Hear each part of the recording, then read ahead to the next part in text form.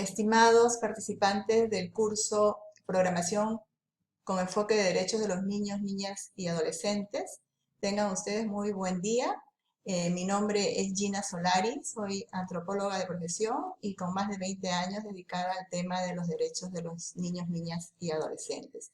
En esta ocasión vamos a trabajar la segunda unidad del curso, que se refiere al análisis situacional con enfoque de derechos de niños, niñas y adolescentes. En primer lugar, vamos a hablar sobre qué es un análisis situacional con enfoque de derechos del niño, niña y adolescente. Es sobre todo referirnos a la situación de los niños y sus derechos. Lo que vamos a ver en esta ocasión es hasta qué punto se han cumplido los derechos de los niños, niñas y adolescentes y también las vulneraciones de esos derechos, y por lo tanto también vamos a identificar los obstáculos para su cumplimiento. El análisis situacional de los derechos de los niños, niñas y adolescentes es también, se podría decir, un diagnóstico de la situación que viven los niños, niñas y adolescentes de un país, de una región o de un sector laboral, ¿no? Podemos ver el caso de educación. ¿En qué situación se encuentran los niños en cuanto a la educación en la provincia de Piura, por ejemplo, ¿no? Entonces, allí más adelante les voy a ir mostrando cómo ustedes pueden hacer este análisis, que como dije antes también ya se le denomina diagnóstico situacional. Ahora nos vamos a referir a cómo realizar un análisis situacional de los derechos de los niños, niñas y adolescentes. Este debe ser llevado a cabo por los miembros de un equipo, en lo posible, ¿no? Si se trata de una organización, si se trata de un centro educativo, si se trata de un grupo de jóvenes, de un grupo parroquial, etc. Entonces, de preferencia tenemos que hacerlo participativo, es decir, tenemos que involucrar a los principales actores de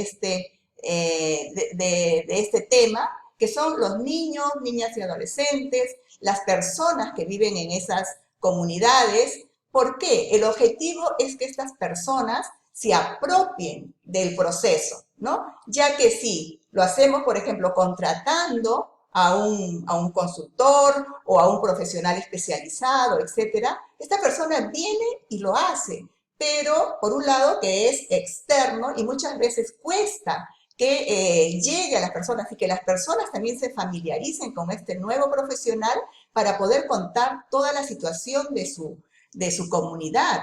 Por otro lado, también esta persona que viene siempre casi siempre por un tiempo limitado, entonces no se va a poder empapar de toda la situación que se vive en esa comunidad, ¿no? Entonces, lo importante ahí es fomentar que sea el mismo grupo que se haga cargo. Puede recibir una orientación, una capacitación de profesionales especializados en el tema, y eso hace que se fortalezcan sus capacidades y que ellos entonces tengan para otra experiencia, puedan volcarse y hacerlos ellos mismos ya sin tener que depender de una ayuda externa, ¿no? Entonces, ¿cómo lo realizamos? Tenemos que empezar por hacer preguntas que son fundamentales sobre los derechos generales de las personas, por ejemplo, los derechos humanos de todas las personas. Tenemos que identificar también a los garantes. Ya en la clase anterior hablamos de quiénes son los garantes de los derechos, ¿no? Entonces, eso le corresponde en primer lugar al Estado y a las autoridades que lo representan, ¿no? Por tanto, tenemos que identificarlos tanto con el cargo como con la función que desempeña. Y también vamos a identificar a otros actores que están en la comunidad, que forman parte de la sociedad civil, por ejemplo, ¿no? Que son actores que están permanentemente activando el trabajo porque se realicen los derechos de esa comunidad. Ahora vamos a ver qué debe incluir un análisis situacional de los derechos de los niños, niñas y adolescentes. Como les dije en la definición, esta se refiere básicamente a hacer una evaluación de los derechos que están siendo vulnerados, que están siendo violados en el país, y los niños y niñas que están siendo especialmente afectados.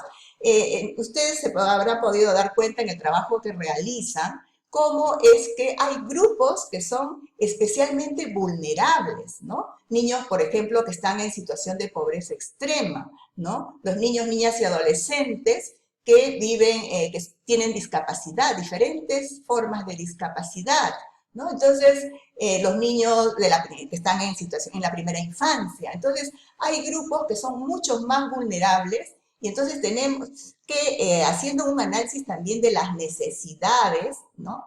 Vamos a encontrar que son los que más necesiten que trabajemos con ellos y por ellos y ellas. ¿No? Entonces, ahí vamos a encontrar que las consecuencias de la violación de sus derechos deben ser diferenciadas por sexo, por discapacidad, por edad, por lo que les estaba diciendo, ¿no? Esto incluirá una descripción, nos va a permitir tener una descripción de la situación actual que se está viviendo en esa comunidad, y así como las tendencias que se pueden ir dando a través del tiempo.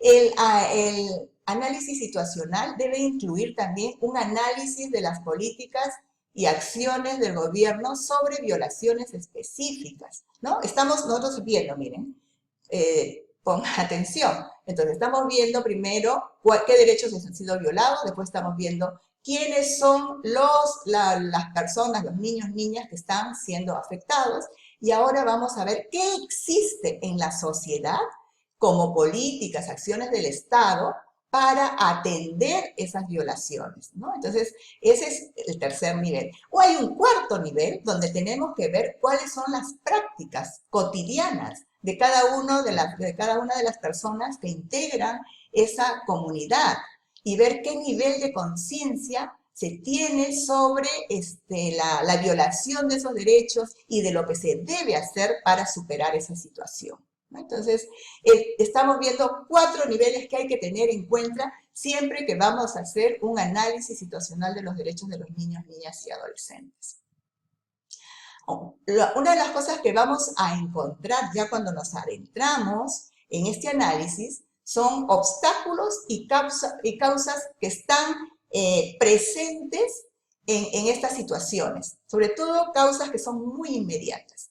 Y eso incluye actitudes y prácticas culturales. Muchas veces nos quedamos solamente en el nivel de las normas, en el nivel de los responsables, que son los garantes, como decíamos, pero nosotros podemos cambiar las normas. De repente podemos incidir para que las autoridades se sensibilicen y ellos también cambien, pero eso no se va a quedar allí.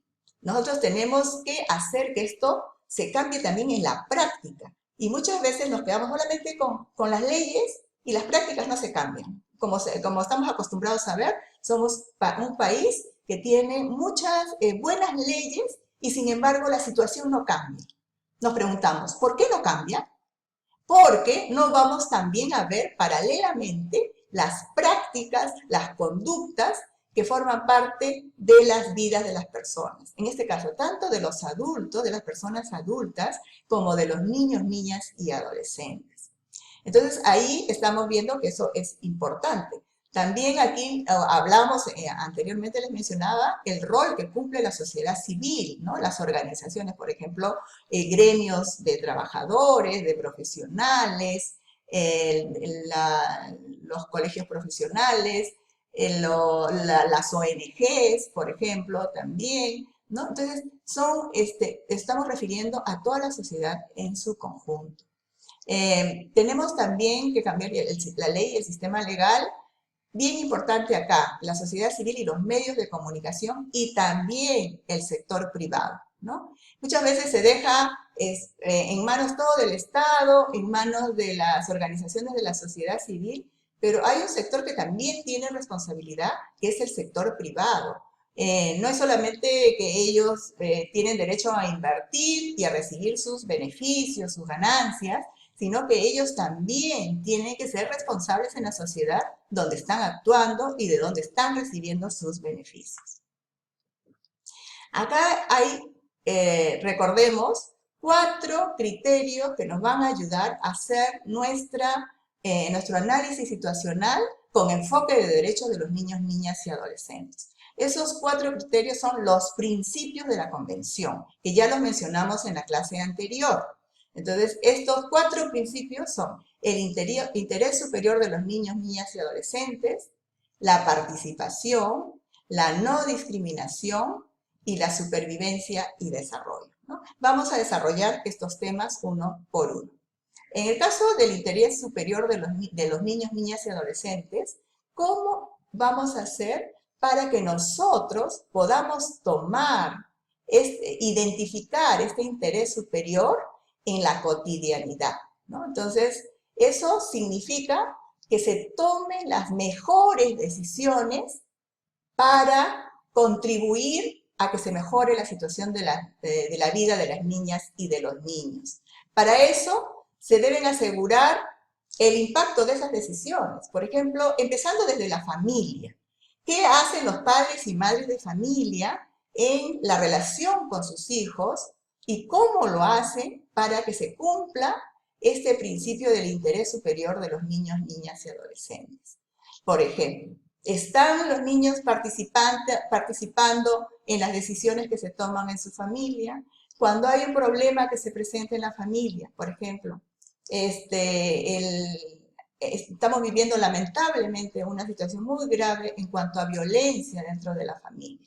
Entonces, los padres de familia, frente a situaciones de conflicto al interior de la misma, lo están haciendo de tal manera que están pensando en el interés de sus hijos y de sus hijas, o simplemente reaccionan y aplican las mismas medidas que ellos han recibido cuando han tenido esa edad, ¿no? Entonces, hay una responsabilidad de los padres por mejorar, por acceder a más información, a más conocimiento, de modo que vayan también adaptándose a las situaciones actuales, porque hay también modos de crianza positiva. No es solamente cómo nos dieron a nosotros nuestra crianza nuestros padres, sino los tiempos han cambiado, las características de las personas, de los niños, de las niñas han cambiado, entonces tenemos que adaptarnos a esa situación. Y si como padres, yo estoy segura que todos y todas queremos lo mejor de nuestros hijos, entonces tenemos que pensar siempre en qué es lo mejor para ellos. Esto es lo que significa el interés superior de los niños, niñas y adolescentes. Eso lo hemos visto. Otro tema también es de analizar de qué manera las políticas locales y nacionales dan un fondo real a lo que es el interés superior de los niños, niñas y adolescentes. Incluso hay acá situaciones en que las autoridades encargadas de velar por el cumplimiento de este principio de la Convención de los Derechos de los Niños, Niñas y Adolescentes que el Perú ha suscrito y que el Perú está obligado a cumplir, entonces no lo conocen, no conocen estos principios de la Convención. Por lo tanto, tenemos que hacer que esto se haga conocido, ¿no? Para eso tenemos que difundirlo también nosotros y analizar toda la legislación que existe sobre la infancia y la adolescencia. Y si vemos que están faltando medidas para que esto se cumpla, entonces debemos también aportar, crear formas de participación de modo que podamos llegar a ello.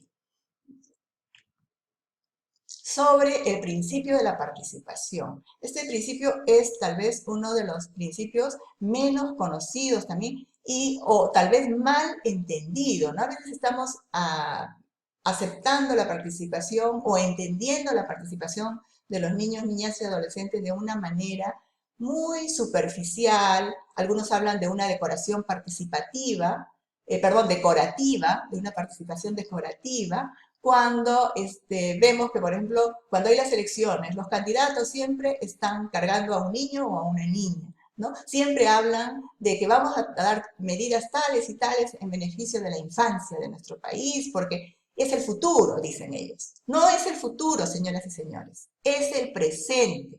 Los niños y las niñas están presentes aquí en nuestra vida y hay que tratarlos con todos sus derechos, incluido este principio de la participación y que los niños pueden participar de diferentes maneras a lo largo de toda su vida, ¿ya? Eso es lo que queremos dejar claro con este principio de la participación. Y para eso se necesita una sensibilización a nivel de toda la sociedad para que se comprenda que los niños pueden y deben participar. Esto es un proceso, hay que facilitar este proceso de la participación. No es que cuando los niños tengan 18 años recién van a empezar a participar en la sociedad, con la participación en las elecciones, al ser elegidos, etc. No, eso hay que aprenderlo desde la primera infancia, ¿no? Entonces, ¿y cuáles son esos espacios donde se aprende la participación? Son los espacios de la familia, de la escuela, de la comunidad. Entonces tenemos que salir a decir, los niños y las niñas, los adolescentes y las adolescentes deben participar en todos los momentos y en todos los espacios donde ellos están. Y esto nos lleva al nivel de sensibilización, pero también a analizar, ¿no? Nosotros queremos hacer un proyecto, queremos hacer un programa, entonces ahí tenemos que identificar cuál es el problema para que los niños y las niñas participen. ¿Cuáles son los obstáculos que no permiten que los niños y las niñas participen, ¿no? Entonces, ¿por qué no son escuchados? ¿Por qué sus opiniones no son tomadas en cuenta? Entonces, eso tiene que estar presente cuando hagamos nuestro análisis situacional de los derechos de los niños, niñas y adolescentes. Y para que esto se dé, finalmente, tenemos que crear los espacios y las oportunidades para que los puntos de vista de los niños, niñas y adolescentes queden registrados en el proyecto y después cuando el proyecto o el programa se implemente, entonces los niños estén en esa implementación, ¿no? Que no se quede solamente para hacer el proyecto. ¡Ay, qué bonito! Los niños deben participar. Vamos a, ahora los llamamos y les preguntamos cuáles son sus problemas, los ponemos ahí, pero cuando ya se implementa el proyecto, ¿qué hacemos? Los dejamos de lado y lo ejecutan todos los adultos. No, entonces tenemos que a lo largo de todo el proyecto crear los espacios y las oportunidades para que estén los niños siempre presentes, los niños y las niñas siempre presentes. El tercer principio es el de la no discriminación.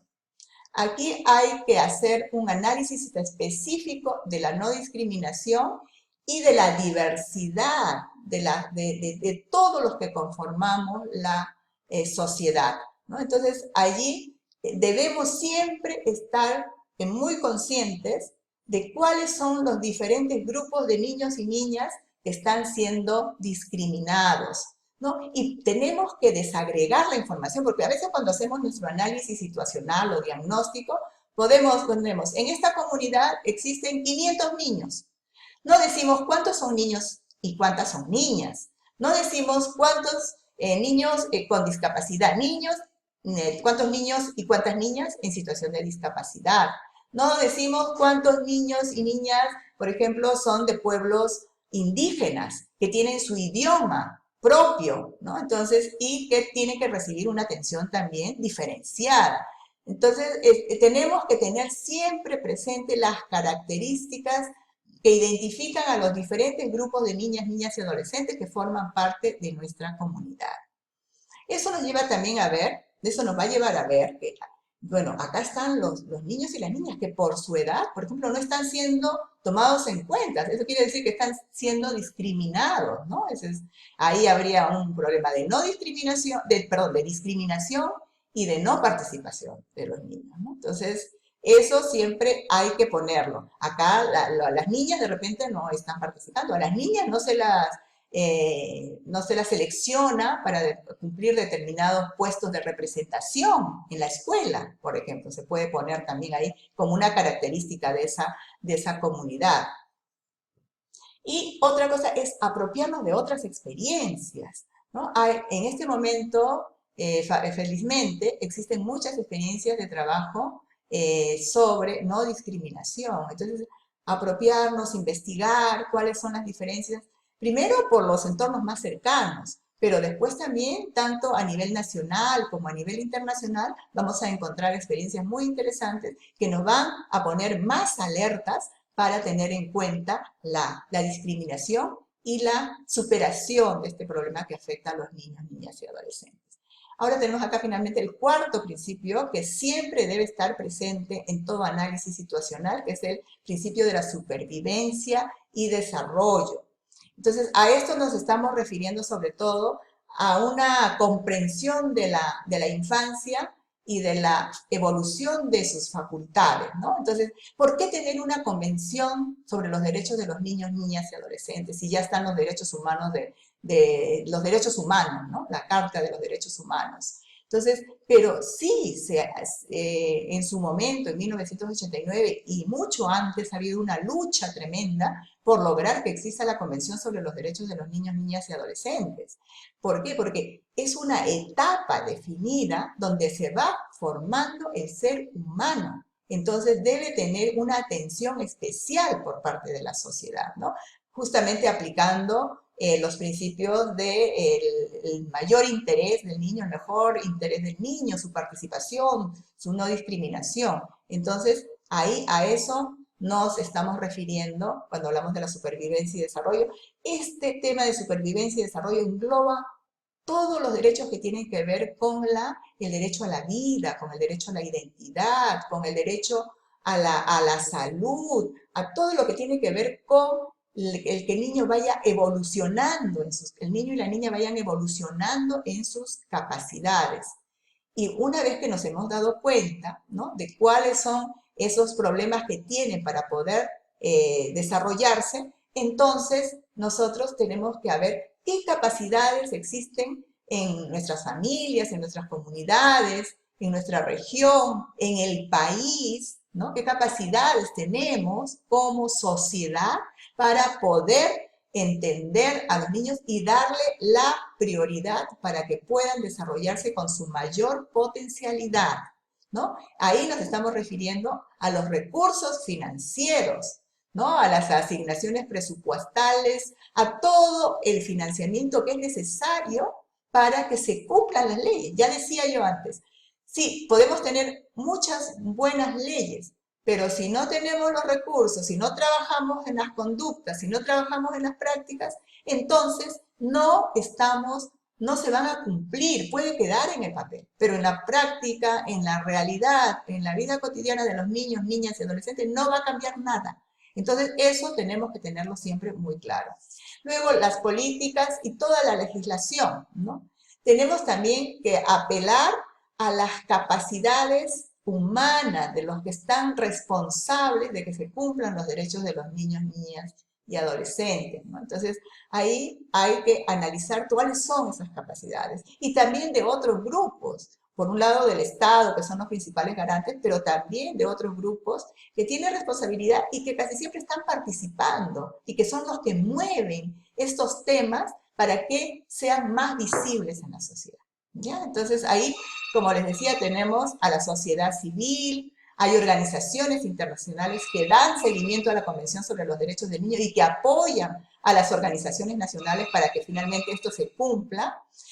Hablamos también que tiene que haber en nuestra sociedad, en nuestro país, tiene que haber un mayor compromiso del empresariado, del sector privado, ¿no? Para que entre todos contribuyamos a que haya un cambio real, un cambio que beneficie a los niños, niñas y adolescentes y se cumplan sus derechos.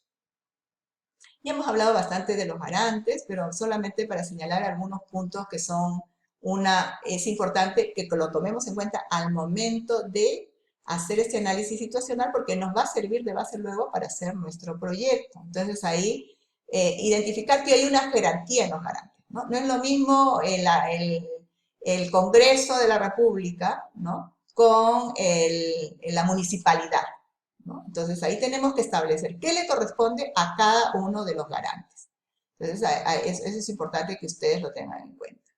Entonces, y como ya hemos venido mencionando bastante, el garante tiene responsabilidad pública, ¿no? Es diferente a la responsabilidad que tiene la familia. Entonces, eso hay que establecer esas diferencias para las exigencias también, la exigibilidad de los derechos. Una cosa, por ejemplo, puede haber casos en que un niño queda desamparado por su familia y nadie se quiere hacer cargo de eso. Y ahí hay un problema de omisión por parte del Estado y sus representantes en los diferentes niveles. Entonces, para eso es bien importante que nosotros sepamos cuál es la noción de garante. Ya, esto ya lo hemos visto. Es también importante que establezcamos los garantes a nivel internacional, ¿no? Entonces, por ejemplo, en el caso de los derechos de los niños, niñas y adolescentes, está la convención y el seguimiento para que se cumplan los derechos que están en la convención a nivel universal, está a cargo del Comité de los Derechos Unidos, que ha recibido el encargo de la Organización de las Naciones Unidas justamente para vigilar que se cumplan los derechos de la infancia y de la adolescencia. Entonces, eso es también, estamos viendo diferentes niveles entre los garantes. Hay que identificar también a otros actores, pero claro, ellos no tienen el rol de garantes, esto lo vamos a pasar. ¿Cómo vamos a hacer finalmente el análisis situacional? Y ya les he dicho que es como un diagnóstico, vamos a ir a la comunidad, el equipo principalmente tiene que ser un equipo propio de la organización que está haciendo su análisis situacional para empoderarse y para hacerse de este conocimiento y continuar en el futuro, siempre que sea necesario, ¿no? Entonces, debemos identificar en primer lugar quiénes son las fuentes de información que nos digan, dónde podemos saber cuántos niños, niñas y adolescentes hay por edades, ¿no? Por género, ¿no? Ni en primera infancia, por ejemplo, de 0 a 5 años, de 7 a 12, desagregar especialmente la información. Luego siempre también tener presente el enfoque de género. Entonces, ¿cuántos son niños? ¿Cuántas son niñas? ¿Cuántos adolescentes varones? ¿Cuántas adolescentes mujeres? Entonces, también poner la discapacidad, que ya le hemos mencionado, el origen social, el origen étnico, ¿no? ¿En qué nivel vamos a actuar, ¿no? A nivel de una comunidad, a nivel de un barrio, a nivel de una organización o institución. Entonces, definir bien para buscar la información que necesitamos. Si somos un equipo pequeño, de repente vamos a enfocarnos también en hacer un proyecto, un programa más localizado y más coherente con las posibilidades y las capacidades que tenga la organización que quiere hacer este análisis situacional, ¿no? Entonces, existe múltiple información sobre esto. Tenemos la información de los censos, tenemos la información de los registros, por ejemplo, de matrícula de los niños. A nivel de salud también hay información que se produce en los centros de atención a los niños, niñas y adolescentes, ¿no? Entonces, tenemos que buscar cuál es la información de acuerdo al lugar y al tema sobre el que vamos a trabajar. Entonces, y siempre hacerlo con un marco de integralidad de derechos. ¿Ya? No, como decíamos en la clase anterior, no es que a mí me interesa solamente este derecho. No, tenemos en lo posible tratar de abarcar todos los derechos para poderlos entender y también para enfocarnos en su solución. Porque muchas veces un problema de los niños y de las niñas es multicausal. O sea, tiene causas de diferente origen, ¿no? Entonces puede estar en la familia, puede estar en la falta de protección que existe a ese nivel. Entonces tenemos que ver ahí. ¿Y de dónde viene eso? ¿Por qué es que la familia no está atendiendo? O si encontramos un problema en la escuela, ¿no? Entonces también ahí ver si es un problema de salud, si es un problema de nutrición, si es un problema de protección. Entonces, verlo de manera integral. Y para eso siempre debemos tener los 4 principios que mencioné anteriormente y si fuera necesario ir a revisar los artículos de la Convención sobre los Derechos de los Niños, Niñas y Adolescentes. También a esas fuentes de información puede ser qué políticas y qué leyes están relacionadas con este problema que nosotros estamos encontrando acá o que necesitamos averiguar sobre educación, sobre salud, sobre protección, etcétera, etcétera, ¿no? Ya hemos hablado de las estadísticas, de las investigaciones, todo lo que está aquí, ustedes pueden tomar nota y tomarlo como fuentes de información. También los informes. Los estados partes están obligados a enviar informes al Comité de los Derechos del Niño sobre el cumplimiento que el Estado está haciendo sobre los derechos de la infancia y la adolescencia en el país. Entonces es una fuente rica de información que puede ser consultada, ¿no? Y otras investigaciones que de repente la misma organización, si ya es una organización o una institución que está a cargo de ver los problemas de los niños, niñas y adolescentes, también seguro ya maneja su propia información. Entonces también ponerla ahí para visibilizar el trabajo que ellos están haciendo y porque seguramente es una información que conocen más, que es más confiable, etcétera, ¿no? Acá tenemos cuáles son los pasos claves para realizar un análisis situacional. En primer lugar, hay que planificarlo. No lo podemos así hacer de la noche a la mañana. Hay que planificarlo. Luego, ver el examen de los datos, como ya hemos señalado. Hacer una investigación preliminar, ¿no? Para eso necesitamos fortalecer las capacidades de quienes se van a encargar en la organización de hacer este trabajo y que vayan a hacer investigaciones, que vayan a hacer encuestas, que vayan a hacer entrevistas, toda la investigación primaria, la investigación de fuentes secundarias a nivel documental también, ¿no? Y luego que se tiene toda esa investigación, hay que hacer un análisis, ¿no? No solamente que vamos a poner toda la información, no, tenemos que hacer una priorización dependiendo del problema. Ahí identificamos el problema, los principales problemas y decimos, bueno, vamos a ir priorizando los problemas. Este es el más grave, entonces de repente empezamos por el problema más grave. Eso es hacer el análisis, ¿no? También identificar las causas para ir a combatir esas causas, ¿no? Entonces, eso es parte del análisis. Y si nos quedamos ahí y sentimos que nos hace falta más información, entonces nuevamente salimos y buscamos datos adicionales. Eso nos va a permitir elaborar un borrador del análisis situacional, ¿no? Entonces, y vamos a, no puede quedarse solamente encarpetado en el cajón, ahí guardado, ya conocimos todo, ya fuimos, entrevistamos, levantamos expectativas en las personas de la comunidad y de pronto lo guardamos y lo dejamos ahí. No, esto tiene que ser una información viva, además, que se debe ir alimentando así siempre. Cuando vemos que ya pasó un tiempo y que la situación está cambiando, entonces vamos y recogemos nueva información. Eso nos va a permitir estar actualizados de lo que está pasando en el lugar donde nosotros estamos, si es que estamos trabajando allí o si es que tenemos que informar a otras instancias también.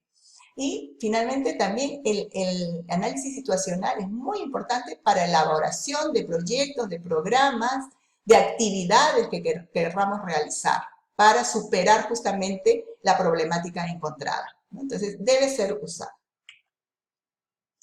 Aquí tenemos un ejemplo de una experiencia que se dio en Costa de Marfil, de cuál debe ser más o menos los puntos que contenga un informe de un análisis situacional. Estamos acá hablando de una organización que es grande, es hecho por Save the Children, fue hecho por Save the Children en este país, y entonces está compuesto por 40 páginas y por 7 puntos. Pero es para que les dé una idea a ustedes de cómo debe luego presentarse la información, ¿no? Conteniendo estos puntos.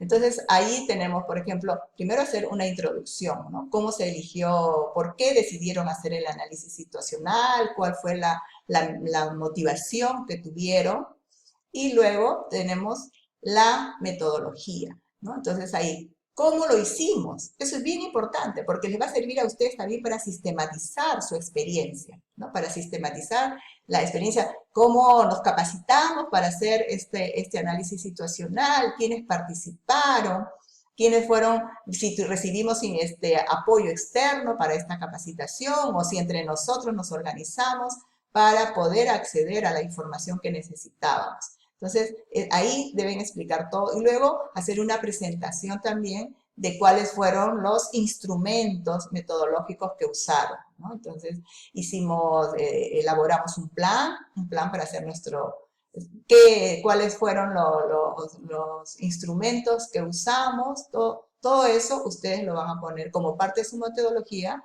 entonces allí. Y también allí, en esta parte de introducción, es poner cuál es el enfoque. Nosotros estamos haciendo justamente este curso para que sea el enfoque de derechos de los niños, niñas y adolescentes lo que se tiene que tomar, ¿no? Basándose en la Convención sobre los Derechos del Niño y sobre todo en los 4 principios que rigen la Convención, ¿no? Entonces, Entonces, el enfoque, el marco conceptual está dado por el enfoque de derechos de los niños, niñas y adolescentes. Y también como parte de esta introducción hay que poner qué retos encontraron, ¿no? Qué retos encontraron en esta experiencia de hacer su propio análisis situacional. Entonces ahí es importante que digan cómo superaron esos retos, ¿no? Porque esto va a quedar tanto para ustedes como para otras personas que lean su experiencia y que tal vez estén pasando situaciones similares. Y el cuarto punto de este es qué perspectivas y qué escenarios surgieron a partir de haber hecho el análisis situacional, ¿no? Entonces, a partir de este análisis dijeron, de repente ustedes entraron con la idea de hacer un proyecto sobre salud de los niños o sobre nutrición de los niños y de las niñas de la primera infancia. Sin embargo, se dieron cuenta que tenían que ir más bien a un tema de protección más amplio, cuando hicieron su análisis situacional, ¿no? Entonces, ¿por qué los niños no estaban bien nutridos? ¿Por qué los niños estaban enfrentando problemas derivados de una malnutrición, poco crecimiento, poca concentración, etcétera? Entonces se van a dar cuenta que de repente hay abandono, ¿no? Abandono de la familia, abandono de las autoridades. Entonces, ustedes van a encontrar de repente que cambian, ¿no? Ahí cambia el escenario, cambian sus perspectivas. Como segundo punto, también que debe contener su análisis situacional, siempre, estos son puntos fijos, tenemos un contexto general de dónde están ustedes, de la ubicación geográfica, luego de la población, ¿no? ¿Y cuál es el perfil de la población? Entonces, ahí tienen que decir, bueno, son personas, es un pueblo rural, mucha población indígena, con población indígena, con su idioma, con su propio idioma, ¿no? Entonces, es un perfil, ¿no?, de la población. Luego, ¿cuál es la administración que tiene esta localidad, ¿no? Entonces, ¿cómo es su gobierno local? ¿Es un distrito? ¿Es un caserío? ¿No? ¿Es un centro poblado? ¿Es una provincia? ¿Es una región? Entonces, tienen que hacer también referencia a eso en la administración. Luego, no muy largo, pero sí una breve reseña histórica y política de esa localidad, ¿no? Entonces, es todo lo que es su historia, ¿no? Más o menos como sus orígenes, cómo surgió, ¿no? Si es un barrio, por ejemplo, fue una invasión o fue un distrito recién creado hace poco, hubo muchas movilizaciones y luchas de los pobladores para que se les reconozca, ¿no? Entonces ahí van a ver también el papel de actores políticos, cómo se desempeñaron, etcétera, ¿no? Entonces, ¿cuál es la economía? ¿Cuál es la base? ¿Cuáles son los medios de producción que tiene esa localidad, esa comunidad? ¿No? De repente son personas que son independientes, que trabajan de manera independiente, ¿no? En el comercio, entonces, y que se movilizan, se van de un lado a otro, están moviéndose permanentemente de una localidad a otra, y eso es importante porque les va a permitir a ustedes ver si es que, cómo están, eso cómo repercute en los niños, niñas y adolescentes, ¿no? Al estar moviéndose constantemente de un lugar a otro. Entonces, es muy importante este tema. Luego, en el punto 3 vamos a ver cuál es el marco legal y político para la infancia, ¿no? Entonces, hacer un reconocimiento, si es, por ejemplo, es un distrito, ir desde, por ejemplo, el nivel nacional, ¿no? Entender que hay un ente a nivel nacional, que es el Ministerio de la Mujer y Poblaciones Vulnerables, que ejerce la rectoría en el Perú de la infancia y la adolescencia, ¿no? Entonces ese es el marco legal, existe el Código de los Niños, Niñas y Adolescentes, ¿no? Entonces hay una ley que cuando el Perú firmó la Convención sobre los Derechos del Niño, la ratificó también, entonces se comprometió a adecuar su legislación nacional con el marco de la Convención de los Derechos de los Niños, Niñas y Adolescentes. Entonces, ustedes traten de ver por ahí, investigar, ¿no? Entonces, y cómo eso cómo esto es coherente o no con las normas que se aplican también a nivel local, ¿no? Traten siempre de llevar lo que es general a lo que es más particular de la zona y de la localidad en la que se está haciendo el programa o proyecto, ¿no? Tiene que ver lo que les mencionaba, los instrumentos internacionales y la legislación nacional, Convención sobre los Derechos del Niño y Código de los Niños, Niñas y Adolescentes en el Perú. Luego hay un punto, es la visión, y esto es muy propio del enfoque de derechos de los niños, niñas y adolescentes. Entonces, la visión que tiene nuestra sociedad, que tiene nuestra comunidad sobre su infancia, sobre sus niños, sus niñas y sus adolescentes. Entonces, ¿cómo lo ven? Como que son, no pueden hacer nada todavía. Ellos están ahí para recibir todo, en el mejor de los casos, o para hacer todo, pero no pueden, nosotros no podemos hacer, no podemos confiar todavía en ellos, no les podemos preguntar, no pueden participar. Entonces, o ya tenemos comunidades y localidades donde dicen, no, los niños participan aquí en nuestra comunidad. Entonces, ellos dan su opinión, especialmente cuando se trata de asuntos que a ellos les afectan. Entonces, eso es bien importante que ustedes lo tomen en cuenta, ¿no? Que si se está en este punto extremo de, no, los niños no pueden participar, los niños no tienen nada que decir, los niños no tienen nada que opinar, o no, los niños ya están participando, nosotros creemos que los niños sí pueden decirnos cosas y pueden proponer y pueden mejorar su situación, ¿no? Eso es importante. Y ver justo lo que les decía, ¿no? ¿Qué obstáculos pueden haber? Pueden haber obstáculos desde la visión, desde la opinión que tienen las personas, pero también pueden haber otros obstáculos, inclusive que no les permiten que los niños se reúnan, ¿no? Entonces, y eso no permite la participación de los niños. Hemos visto a veces en las escuelas, que ahora cada vez menos, ¿no? Pero antes era silencio en la clase, ¿no? O sea, solamente hablaba el profesor y todo el mundo debía estar en silencio. O carteles, ¿no? O todavía vemos en los parques y en los jardines, no pisar. Entonces, si los parques son para los niños, para que ellos puedan ejercer su derecho al juego, y ponemos esos carteles, no pisar, no cruzar, etcétera, entonces estamos poniendo obstáculos para el cumplimiento de los derechos de los niños, niñas y adolescentes, o para su participación también. Y eso nos hace ver cuáles son los principales retos, ¿no? ¿Qué tenemos que hacer para sacar esas barreras que están obstaculizando el cumplimiento de los derechos?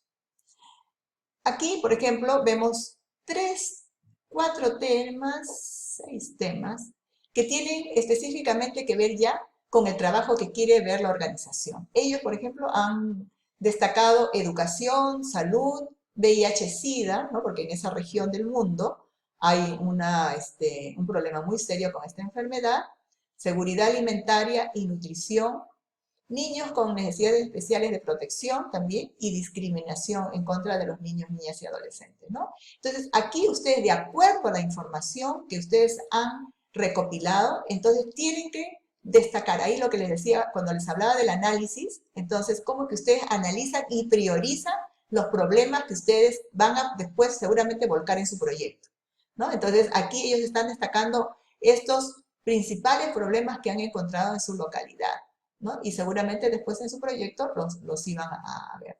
Y en el punto 6 están señalados ahí quiénes son los garantes, que como ya hemos dicho tienen que ver más con la responsabilidad pública que ejerce el Estado, pero también como parte de responsabilidad, de seguimiento, de seguimiento y ¿cómo se dice?, de fiscalización por parte de la sociedad civil de que se cumpla, que los garantes cumplan, ¿no? Que acompañen esto, que estén vigilando, la vigilancia social, para que los garantes cumplan con su rol. Y entonces ahí tenemos el rol de la sociedad civil, ¿no? El rol de la sociedad civil. Y finalmente, terminarían como una especie de conclusiones donde puedan señalar a raíz de este análisis situacional cuáles son las oportunidades y las restricciones o dificultades que presenta la organización para poder seguir adelante, ¿no? Entonces, y eso seguramente, como les decía, todo esto va a servir luego como una base para elaborar un proyecto o un programa de atención, en este caso a niños, niñas y adolescentes.